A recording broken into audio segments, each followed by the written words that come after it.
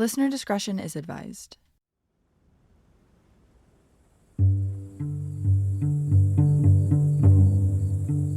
Terry and Shayna started pitching a tent in the dark, enveloped by the sounds of crickets and the river that they had decided to set up camp next to. It was June 22nd, 1977, in Klein Falls, in Oregon State Park. Their hair was still salty with sweat from their long bike ride that day. The two undergraduates were 7 days into a cross-country bike ride, and they were eager to get some sleep. To Terry, the forest represented freedom, an unbound individualism where you could have some space to be unbothered by anyone. But that night felt different. Something felt off to Terry, and judging by Shayna's darting eyes, she felt it too. Thick in the air was the unmistakable sense that someone was watching them. But maybe they were just tired, Terry thought, as they curled up inside of their tent. They had another large chunk of the ride to do tomorrow and needed to get a good night's sleep. Though the feeling of something lurking was getting worse, nothing strange presented itself in the woods, so they decided to go to sleep. But then, sometime in the night, Terry wakes up. She's heard something. A car is pulling up right next to their tent.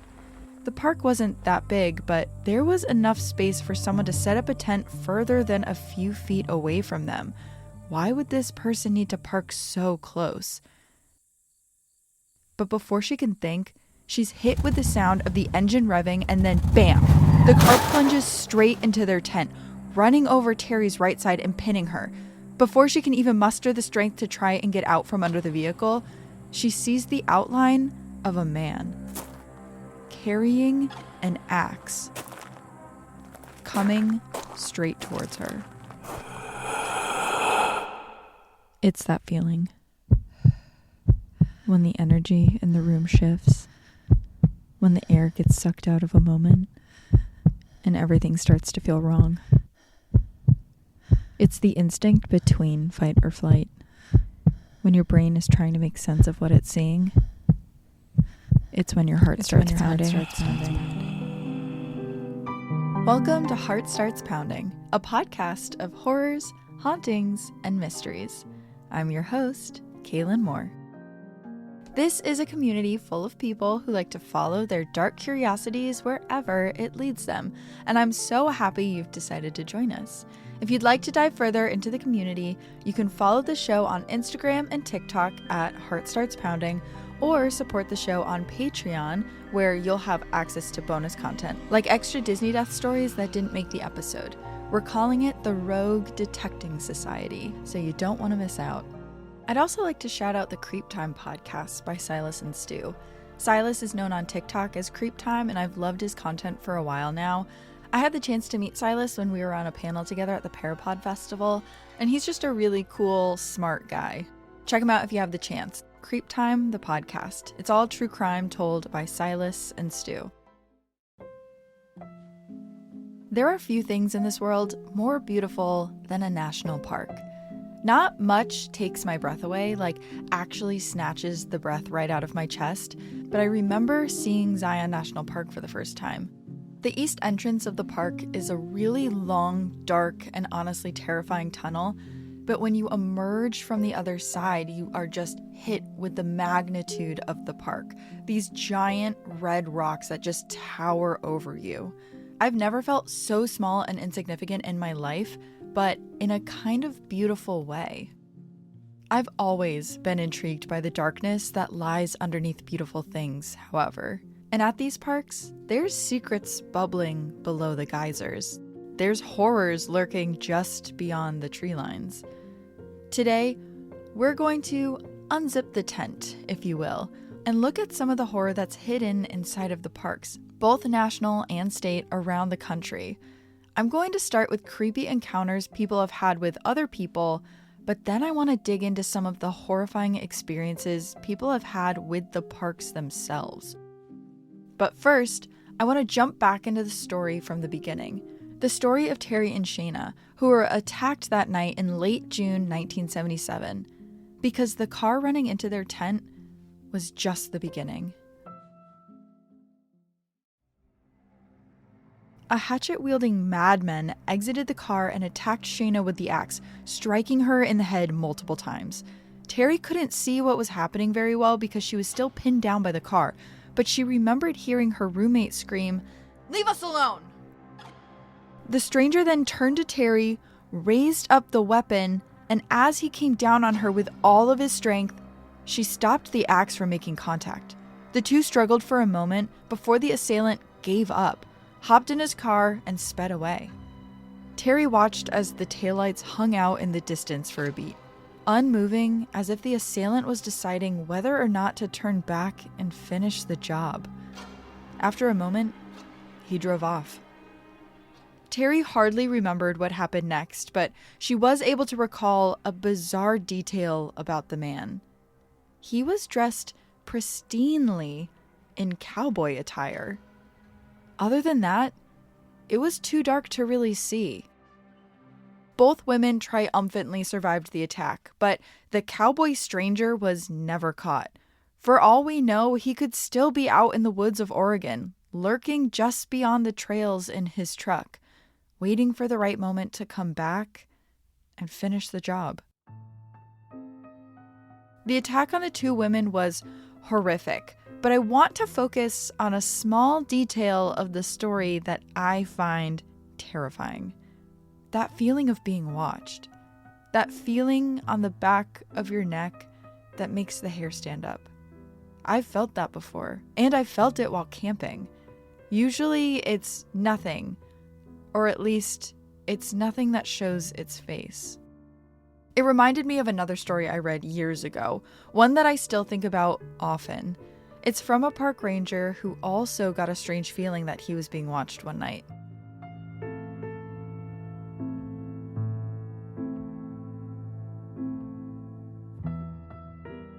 The ranger had taken a group of middle schoolers up Mount Sterling in the Great Smoky Mountain National Park in Tennessee. Great Smoky Mountain National Park boasts that it's the most visited national park in America, and that really makes sense. The park contains the beautiful, rolling hills of southern Appalachia, often lightly dusted with fog, which gives them that signature smoky look. That night, the ranger had the kids set up their tents on the mountain, and after an evening of campfire tales and games, they all went to bed. There was another co-counselor on the trip who was headed off to the tents with the kids. "You coming?" he asked the ranger. But the ranger wanted to stay up for a while. He had set up a hammock and wanted to lounge a bit and read without the insanity of the 13-year-old boys. Something about going to bed in that moment also didn't feel just right. He had the feeling that he needed to stay up a little while longer, just to be safe. About 30 minutes later, he was ready to go to bed and switched off his headlamp. But before he closed his eyes, he looked around at the surrounding campsite. That feeling was still looming over him. The feeling that something or someone was near. Watching his campsite, he scanned the area. It was a beautiful night. Full moon, clear skies full of stars, and dead silent. The group was up a mountain 6 miles from the nearest road. There was no sound of cars up here, no hums of civilization, not even rustling from the wind. It was a completely still night. And that's when he heard it. Suddenly, there was rustling in the distance. Too big to be a squirrel. The ranger lifted his head to see what it was. Even the full moon didn't offer enough light to really see all that far. Maybe an animal had smelled their sight and was coming to look for scraps. Depending on how big the animal was would determine the course of action. But wait a minute. Listening to the sound of the heavy, even footsteps, it sounded human. Slowly, the ranger sees the form of a man emerge from a trail. About 5'6", no gear. It's pitch black out, and this stranger had no headlamp, no flashlight, nothing. He was just a solo traveler out in the woods at midnight. The ranger thought to approach the man, but something told him not to. From where he sat in his hammock, he was almost certain the man couldn't see him. He decided to sit there, perfectly still, until the man turned around to leave. But the man didn't. Instead, for 30 minutes the stranger stood there, surveying the camp, remaining perfectly still like a tiger crouching in the jungle, just staring at the tents. He only moved when he sat down by a tree, never once taking his eyes off of the camp. What is he doing? The ranger thought to himself, afraid to even breathe in case an exhale revealed his location. An hour went by with the men frozen in place, the intruder's eyes on the camp and the ranger's eyes on him. Then another hour, then another. Soon it was 3:30 in the morning, and the visitor was still just observing. That's when he stood up. The ranger braced himself for what was about to happen next. But the man just looked at the tents for a few moments longer and vanished back down the trail he came up on. The ranger never told the kids what happened, but he couldn't shake the feeling that someone was watching them the entire next day. Instead of staying another night on the mountain, they moved their camp down to another site, and the stranger was never seen again. Maybe the intruder in the woods was harmless, or maybe that group got lucky. My paranoid brain thinks that maybe he was casing the group only to come back the next night and do something. That story is so creepy to me. The first time I read it, the back of my neck got all tingly, almost like I was feeling someone watching me. But the story becomes terrifying when you learn that something dark might actually be living in that park. And it's been talked about in whispers for the last 150 years. See, since the 1870s, there's been rumors of feral people living in the Great Smoky Mountains. Some think it's a group of people, others think it's just one man, dubbed, quote, the Wild Man, after a group of gold miners spotted him in 1877. They described him as, quote, giant, 6'5" with a funnel-shaped head and 2-inch-long dark hair covering his body. When he spotted the miners, he pounded on his chest before turning and bounding off into the woods with the speed of a deer. The party tracked him down with guns to a cave deep in the mountains, where they found bones of many animals scattered about, indicating he had been living there a while. This might be why so many people believe there's a Sasquatch living in the Appalachian Mountains. Maybe what was spotted in the mountains all those years ago was a cryptid. But other stories about the feral humans say that a group of people decided during the Great Depression to live off the land in the woods rather than die of starvation in their homes. This group stayed a small colony in the forest, rejecting the rules of society and becoming more wild with every passing generation. You can find plenty of eyewitness accounts online of these feral people, but probably the most widely reported case, the one most people look to as proof of the feral people, is the disappearance of Dennis Martin.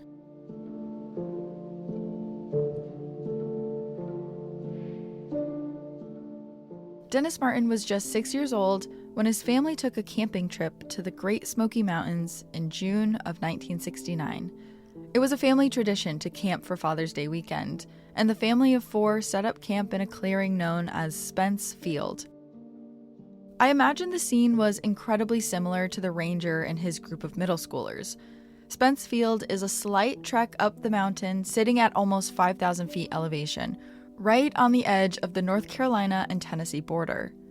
It's known for its beautiful wildflower blooms in early summer, and it's actually bisected by the famous Appalachian Trail.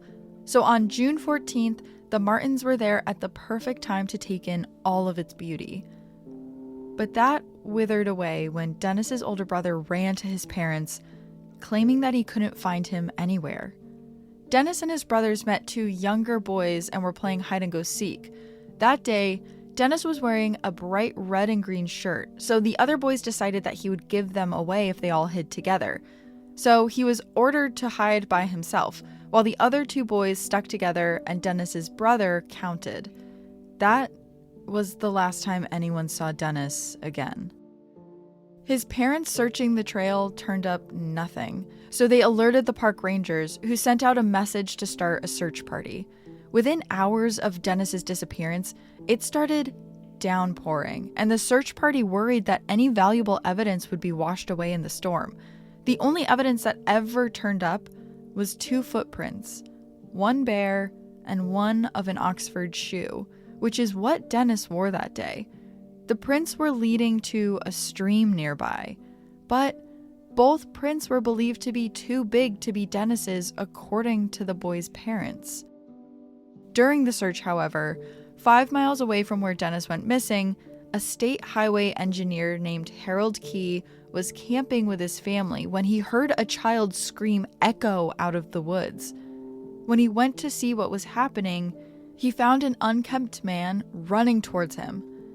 The man left behind a hand-drawn map as he jumped into a white Chevrolet and drove off. The contents of the map were never revealed, and this lead wasn't pursued by police.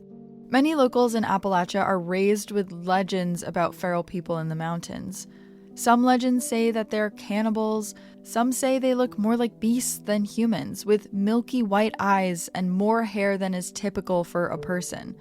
We're not sure if this person running out of the woods actually matched that description, but no trace of Dennis was ever found. Though in 1985, a forager called police to say that a few years after Dennis's disappearance, he found a child's skeleton 10 miles from where Dennis was last seen. He had waited years to call in the tip because he was foraging illegally. When police went to go check, however, no remains were found. I don't want to say definitively what happened because I don't know, and a lot of people feel the same way. But it does shed a new light on the park ranger story and the man who was watching his camp.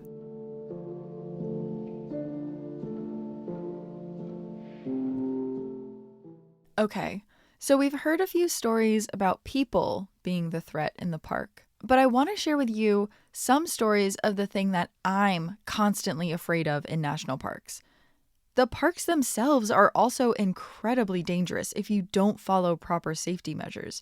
And each year, freak accidents within the park claim lives. A few of those stories after the break.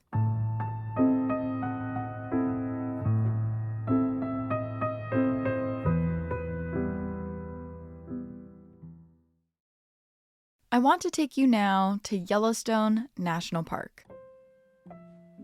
For those unfamiliar, Yellowstone is in the northwest corner of Wyoming, and it's most known for its amazing wildlife. Seriously, almost every video you see on the internet of a bison blocking cars in the middle of the road is from Yellowstone. But the defining feature of Yellowstone is its geysers and hot springs. Bubbly cauldrons spurting from the earth and teal pools of the clearest water you've ever seen. It's magical.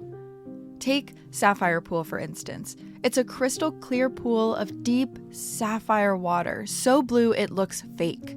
It's naturally heated by volcanic activity churning deep beneath the earth, and it's surrounded by mountains and blue sky. On a frozen winter day, it's tempting to want to just dive in. But Sapphire Pool is warmed to the temperature of 159 degrees Fahrenheit. That's almost 66 degrees Celsius. Do you know what would happen if you jumped in? Well, human skin is destroyed immediately at 162 degrees. So let's say you have a few seconds before that happens.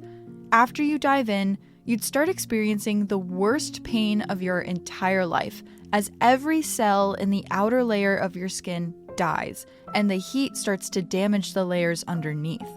In some parts, so badly that there's no skin left in just a few minutes. This trauma to your body causes your skin to turn black and your organs start failing. And this is all because you were lucky enough to not fall into one of the acidic pools in Yellowstone. If that were to happen, Every cell in your body would start dissolving before you even knew what was happening. If you're able to somehow swim out of the pool, you'd be left with third-degree burns all over your body, so bad that survival would be a miracle. And all the while, you're still in the worst pain of your life.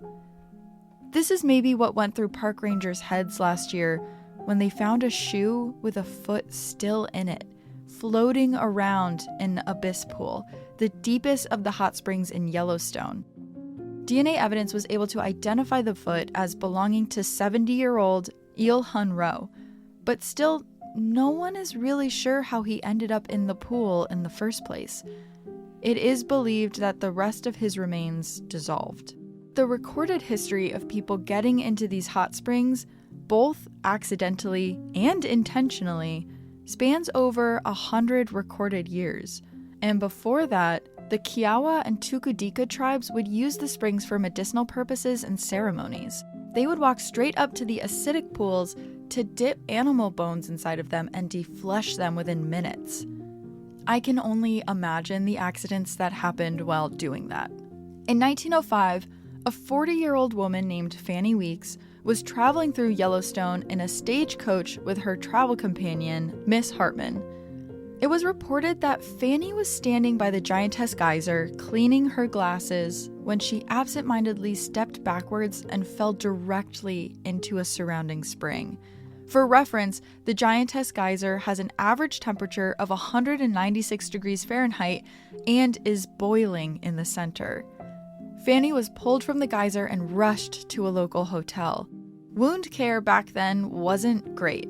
Pioneers would seal burns with something like animal fat, egg whites, or beeswax, and then they would apply strong tea or sometimes calf manure overnight to the burn. Fanny died 3 weeks after the event. But Fanny was in Yellowstone before there was infrastructure. Back then, you could just walk up to a hot spring. There was no guardrails, no viewing stations, nothing to protect people from the geysers. So you would think after the protections were put in place that the death rate plummeted. But the deaths didn't stop then. Don Cressy was a cook at the Old Faithful Lodge, located inside of the national park.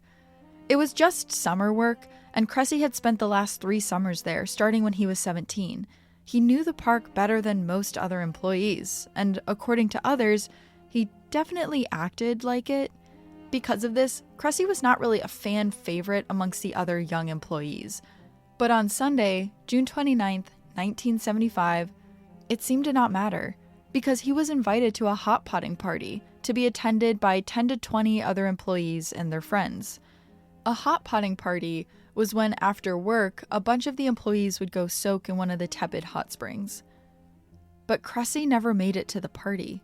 And it seemed like no one missed his presence because that night, everyone at the party went back to their cabins without him.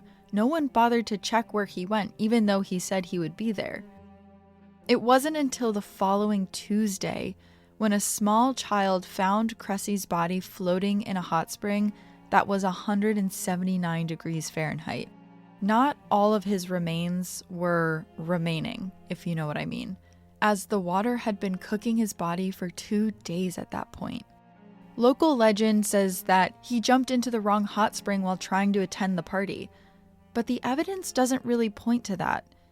Given the circumstances, the fact that Cressy knew the park and he knew which hot springs to not get into, mixed with a contempt that some of the others in the group felt towards him, and how he was found fully clothed, not stripped down like he was intending on jumping into the pool. This all led to the FBI getting involved. They weren't convinced that this was an accident, and neither were some of his friends. 2 of the girls working there that summer that knew Cressy still believe 40 years later that someone may have pushed him in. They remembered that his car was found back at his cabin. He had driven to the hot spring with someone.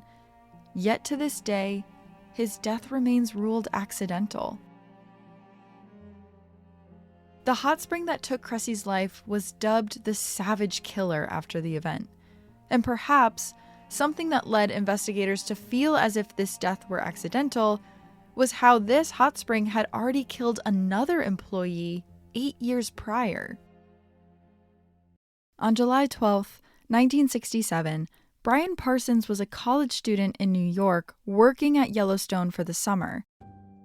That night was his birthday, so he and some friends wanted to go on a late-night excursion to the Savage Killer Hot Spring just north of Old Faithful Lodge, the area that Cressy and his friends worked in. The boys didn't bring really anything with them. No flashlights, no proper permit to be in the area, so maybe it was dark and he couldn't see the almost boiling hot spring in front of him. Or it could be that he did and he dove in headfirst, unaware. But either way, Brian made his way into the Savage Killer. His friends could tell it was an emergency immediately, and one tried to rescue him and actually got him out of the water and back into their car. His friends were panicking. They could tell by Brian's raw, red skin that he was in bad shape, but they were able to get him to a hospital. Brian stayed alive for 12 days, but eventually succumbed to his burns.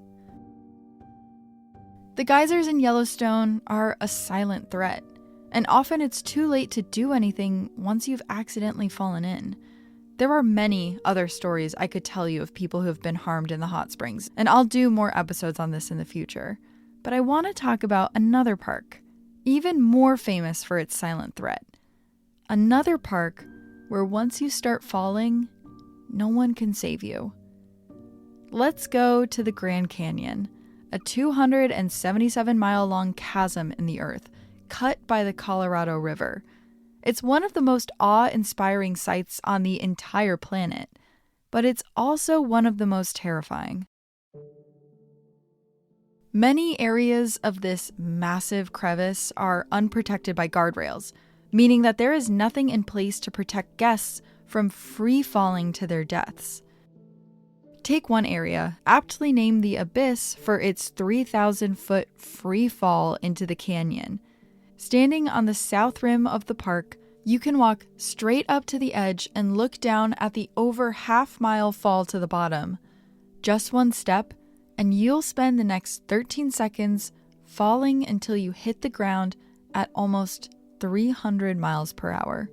And though it may seem obvious at the edge that death would be imminent, people still love to get dangerously close. Take fashion designer Dee Dee Johnson, for instance, who in 1946 fell over the edge while modeling her new design, pedal pushers, which were essentially the first leggings for women. She was posing in front of a group of photographers when she stepped without looking and tumbled over a small wall off the edge. A ranger who was standing nearby, who moments before had been shouting at her to step away from the wall, ran to the edge and peered over, expecting the worst. From where she had fallen, she should have been a mangled heap at the bottom of a 300-foot drop.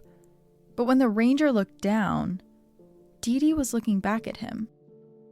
She had slid down a small slope before the drop, and she was now sitting about 5 feet away from the edge of the plunge. The only thing holding her in place was the friction of her body against the rock, but her weight was slowly scooting her forward. One wrong move, and she'd go over. The ranger was able to throw a rope down to Dee Dee and secure it under her arms, pulling her up. However, the force of the rope was stronger than the fabric on the halter top she was wearing, and the ranger pulled her up over the side, completely topless in front of the photographers. It was quite the sight, but it was way better than the alternative. Not everyone is so lucky. Actually, the chance of surviving a fall off the side of the Grand Canyon is as likely as getting struck by lightning twice. It usually does not work out in people's favor.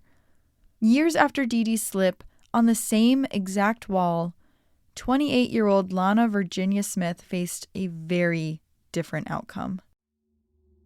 It was almost midnight on May 11th, 1997, when Clifton Reeder was inside the Bright Angel Lodge looking out the window. It was a beautiful, clear night, but as his eyes scanned down from the starry night sky towards the canyon, he saw the shape of a woman stumbling around the ledge. It was Lana Virginia Smith, and she was wasted, out on the lip of the canyon. Clifton didn't want to run outside and spook her. She looked like she was close enough to the edge where one jerky movement would send her over. So he quickly called the National Park Service to report what he was seeing. He relayed everything to a dispatcher who told him they'd get a ranger on it.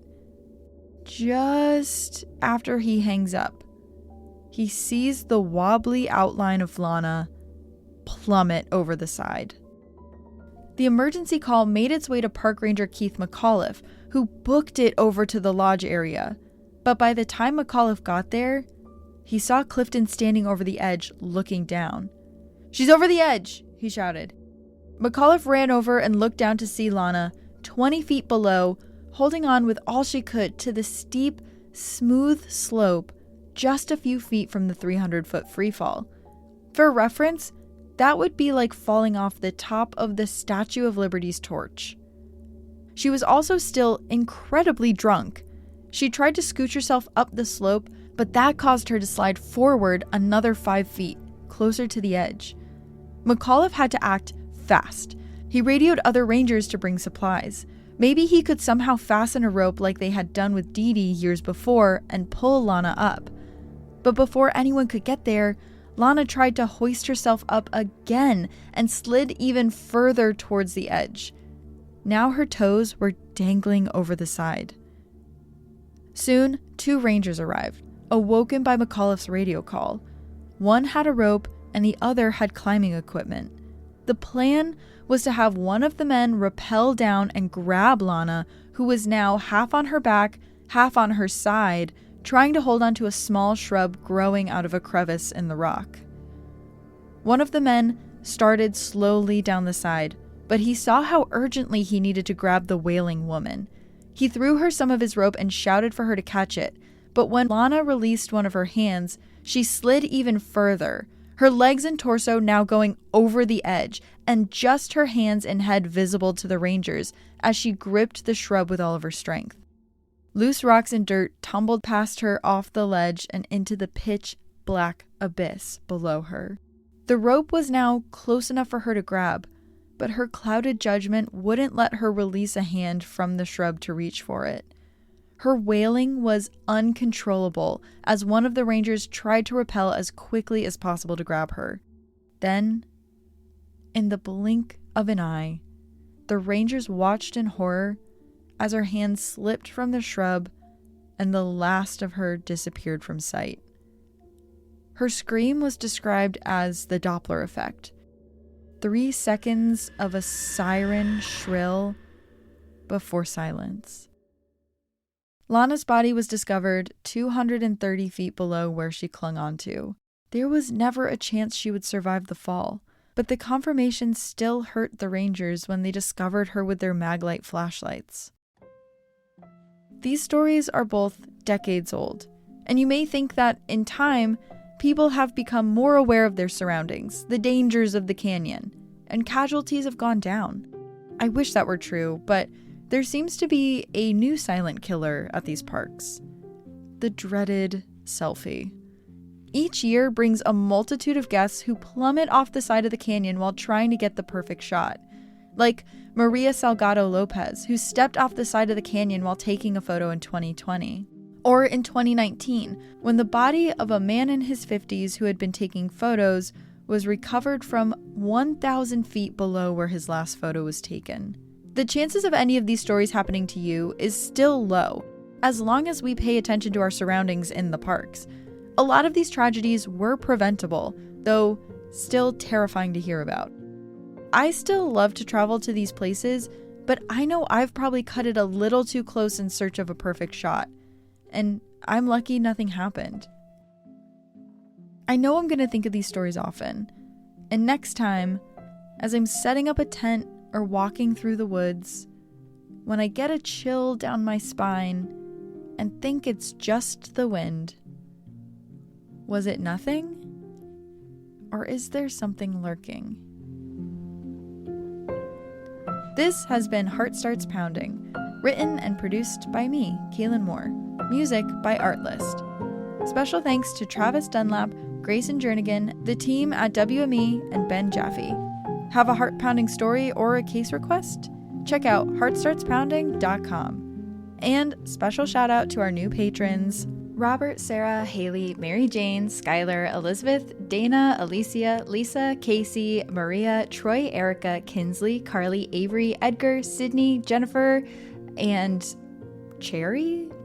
Cherry? Just kidding. That one's my mom, Sherry. Thanks, Mom. Until next time, stay curious. Ooh.